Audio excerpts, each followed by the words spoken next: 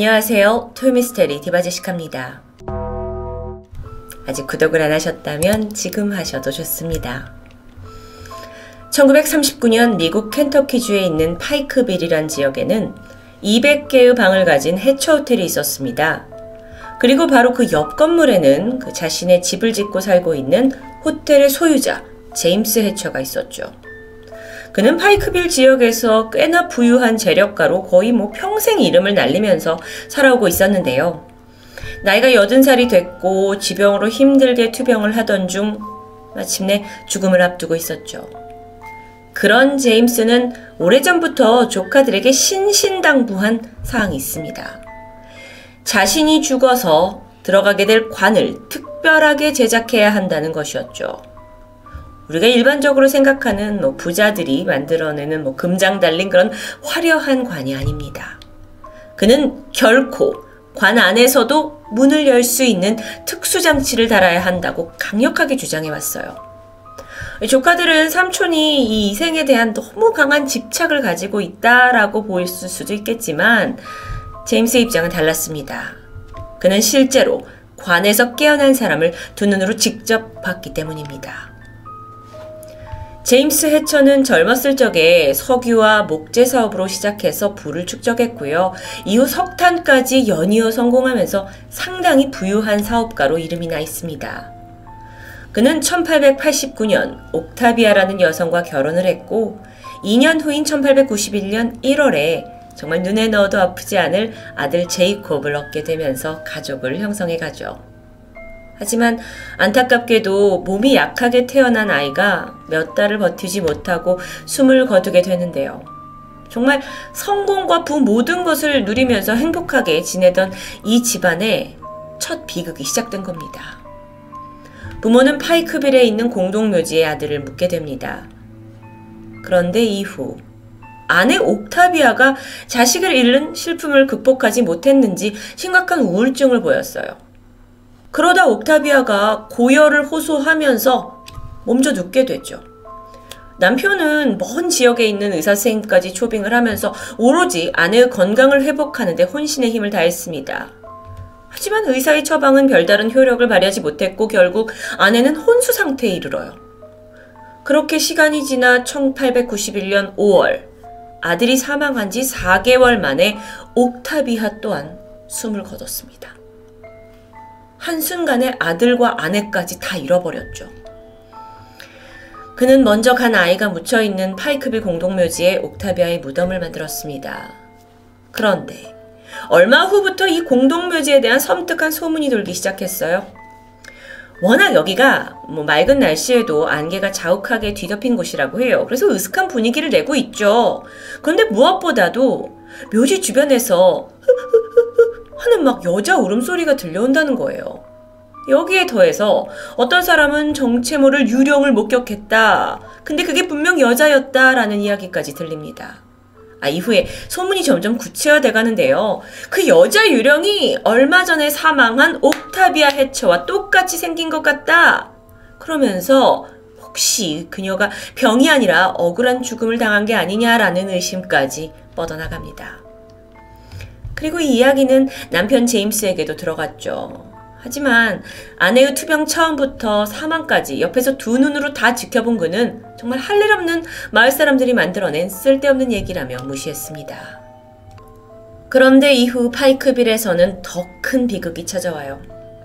이 주민들이 하나둘씩 시름시름 앓기 시작하더니 마치 전염병처럼 퍼지기 시작합니다. 근데 다들 증상이 유사했어요. 처음에는 고열에 시달리면서 몸을 가누지 못했고요. 이내 혼수 상태에 빠졌고 그렇게 오랫동안 있다가 결국 사망하는 겁니다. 어라? 근데 생각해보니까 이 증상은 옥타비아가 보인 증상과도 유사하죠. 일부에서는 누군가 우물에 독을 타서 다 죽게 만들려는 거다라는 말도 돌았고요. 그러는 사이 손 쓸 수도 없을 만큼 수많은 사람들이 혼수 상태가 됐고 눈을 뜨지 못하고 사망했습니다. 옆집 남자, 이웃집 할머니, 건너집 10살 꼬마까지 내가 늘 봐왔던 사람들이 다 차가운 시신이 되어버렸고 그때 너무도 많은 사람들이 한꺼번에 죽어서 마을에 있는 장례식장과 묘지가 포화 상태가 될 정도였다고 해요. 그래서 마을은 생각 끝에 합동 장례식을 치르기로 하죠. 당일입니다. 각 시신은 관에 한 구씩 안치가 되어 있고요. 오늘 안에 묻어야 할 관이 쌓여있는 안타까운 모습이었죠. 마을 사람들이 함께 슬퍼하면서 장례가 끝났고 드디어 파놓은 땅에다가 관을 안치시키고 흙을 덮으려는 절차만 남아있습니다. 그런데 그 순간 덜그덕하는 소리가 관뚜껑 쪽에서 들렸어요.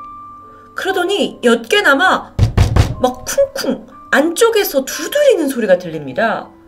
처음에 귀를 의심하던 사람들이 야 이거 안 되겠다 싶어서 관을 일단 꺼냈고요. 조심스럽게 뚜껑을 열어보는데 눈을 번쩍 뜨고 있는 시신, 아니 사람이 몸을 일으키고 있는 겁니다. 분명 살아서 움직이고 있어요. 이후에 정말 혼란의 도가니였습니다. 일단 가족들은 주근이가 살아 돌아왔다고 너무 기뻤죠. 근데 어떤 사람들은 이건 귀신의 짓이라면서 막 얼굴이 하얗게 질렸고요. 한편에서는 저 다른 관에 있는 내 가족도 아직 죽은 게 아닐 수 있다! 라고 하면서 관을 파헤치기 시작합니다. 파이크빌 마을 자체에 큰 충격과 혼란이 빠져있는 사이에 이 지역에 있는 의사들은 어쩌면 이들이 전염병처럼 걸린 병이 우리가 모르는 무언가일 수도 있다라고 원인을 밝히고자 본격적인 조사에 나서게 돼요. 그리고 그 사이에 같은 증상으로 혼수 상태에 빠져있던 환자들 몇몇은 깨어나기도 했죠. 그리고 모든 조사가 끝나고 의사들이 결론 내렸어요. 그 사람들이 사망한 게 아니라 깊은 잠에 빠져 있었던 겁니다. 에? 아니 이걸 의사쌤이 말했다고 하기엔 좀 비과학적으로 들리죠?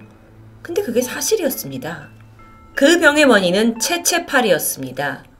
체체파리는 주로 서부 아프리카에서 발견이 되는 흡혈성 파리를 이제 통틀어서 부른다고 해요. 집에 있는 파리보다 좀 더 크고요. 사람과 짐승의 피를 빠는 것으로 유명하죠. 특히나 사람이 물리면 몇 주간의 잠복기를 걸친 이후에 2단계에 걸쳐서 증상이 일어납니다. 그 감염 1단계에서는요. 열이 나고 근육통과 관절통, 두통까지 호소하면서 매사에 굉장히 과민 반응을 보이는 증세예요.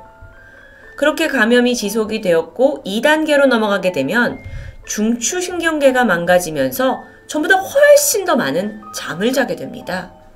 그러면서 이제 생체 리듬이 완전히 망가지죠. 한편 정말 또 독특한 건 심각한 성격 변화를 갖는다고 해요. 그리고 발음도 부정확해지고 걷기도 힘들고 심하면 발작도 일어나고요. 가장 대표적인 증상이 잠을 오래 자는 거라서 이걸 일명 수면병이라고 부르기도 하죠.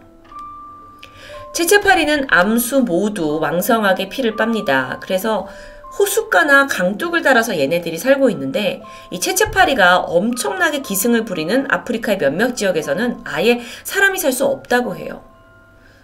그나마 이거에 대해 다행히 최근에는 약품도 개발되고 있긴 한데 딱히 예방책이 있는 건 아닙니다. 그저 파리한테 물리지 않는 게 중요할 뿐이죠. 파이크빌 마을에 수면병이 돌았던 건 1891년입니다. 의학기술이 그렇게 발전하지 않았을 때예요. 게다가 수면병에 대한 정보가 많지 않아서 의료진과 주민들은 그저 전염병이라고 생각했던 겁니다. 하지만 모든 건 수면병 증세였고 개중에 죽은 이들은 사실 죽은 게 아니었다라는 결론에 도달하게 되자 마을이 난리가 납니다. 주민들이 장례식을 취소하고 집에서 가족이 깨어나기만 기다리게 된 거죠. 그런데 여기서 문제는 제임스의 아내 옥타비아입니다. 그녀 역시 이 체체파리에 물려서 나타난 수면병 증상과 유사했는데요. 의사들의 말이 사실이라면 옥타비아는 관에 묻힐 때까지 죽은 게 아니라 살아있었을 확률이 높다는 겁니다. 그래서 제임스가 모든 일을 다 제치고 인부 몇 명을 불러서 빨리 옥타비아 무덤으로 달려갔죠. 파헤쳤습니다. 그리고 관을 열었는데 너무도 끔찍한 광경이 펼쳐져 있었어요. 관 뚜껑에 보이는 수많은 스크래치 자국들. 곳곳에 이미 피가 막 말라붙어 있습니다. 시신을 보니까 옥타비아의 손 또한 피범벅이 되어 있었고요. 대중 손톱 몇 개는 빠져 있었어요. 그러니까 옥타비아 또한 체체파리에 감염돼서 정말 깊은 잠에 빠져 있었던 건데 의사가 사망 판정을 내려버렸고 제임스는 살아있는 아내를 그대로 묻어버린 겁니다. 관에서 깨어난 옥타비아가 절규했겠죠. 살려달라고 소리쳤겠죠. 그 소리를 들은 몇몇 주민은 공동묘지에 유령이 있다면서 수군거리게 된 것이었고요. 한 사람이 무지로 인해 산채로 묻혀버린 이 사건. 물론 당시 의사들은 병에 대한 지식이 부족했죠. 그리고 남편도 그들을 믿었을 뿐 이건 아무도 책임을 질 수 있는 일이 아닙니다. 하지만 제임스는 그날 이래로 평생을 내가 살아있는 아내를 묻고 죽였다라는 죄책감에 시달렸습니다. 그리고는 옥타비아를 기리기 위해서 그 실물 크기의 대형 동상을 제작했고요. 묘비 위에 세워놓게 되죠. 아직까지도 이 동상은 남아있고요. 공동묘지에 가시면 단연코 눈에 띌 수밖에 없다고 합니다. 뿐만 아니라 아내의 묘지가 잘 보이는 곳에 호텔도 설립합니다. 그러다 보니까 사정을 잘 모르는 이 방문객들은 아니 어떻게 이렇게 묘지 근처에다가 호텔을 지었냐 하면서 한마디씩 해요. 하지만 제임스로서는 오직 죽은 아내가 더 이상 외롭지 않게 하기 위해서 이 호텔을 지은 겁니다. 그러니까 호텔을 왔다 갔다 하는 방문객들이 한 번씩 그녀의 동상을 볼 수 있게 하려고요. 그는 이후에 재혼도 하지 않았고요. 아이가 없는 상태로 7명의 조카를 모두 걷어들여서 학비와 생활비를 지원했고 남은 생은 호텔 옆에 있는 자기의 집에서 보내면서 매일매일 아내 묘지를 방문했다고 합니다. 그가 80세가 되고 나서 죽음의 문턱에 왔을 때 관 안에서 열 수 있는 이 특수장치를 달아달라 라고 한 부탁은 사실상 자신의 삶에 대한 집착이 아닌 사랑하는 아내를 구하지 못했다는 평생의 트라우마 중 하나였던 겁니다. 죽은 이가 관에서 깨어난다는 건 영화 속에서나 있을 것 같지만 이 일이 한 남성에게 평생 상처로 남아버린 스토리. 토요미스테리 디바제시카였습니다.